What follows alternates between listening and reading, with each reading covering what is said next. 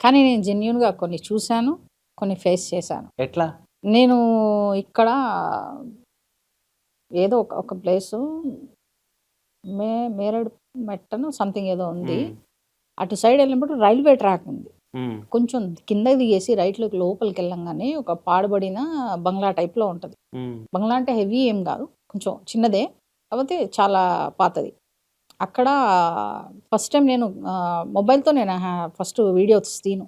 Camera తీసుకొనెళ్తా. Camera handle చేస్తా. హ్మ్. కెమెరాతో తీసినప్పుడు అది నా వెనక షాడో ఒకటి క్యాప్చర్ అయింది. అది నాకు తెలీదు.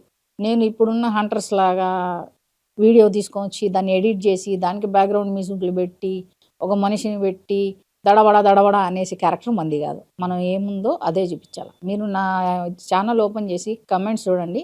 ఒకటే వస్తది. సోను అక్క ఉన్నది ఉన్నట్టు చూపిస్తది. ఎడిట్ చేయకుండా అట్లే పోస్ట్ చేస్తది అని.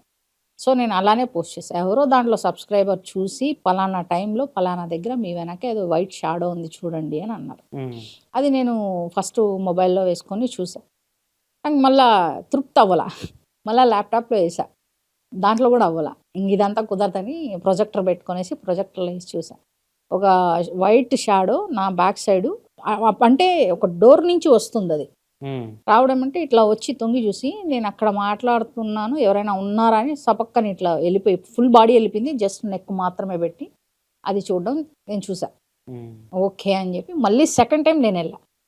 సెకండ్ టైమ్ ఎళ్ళినప్పుడు అది మనమేమంటే వాంటెడ్‌లీ మనం వాచ్ చేసేటప్పుడు కనిపించదు.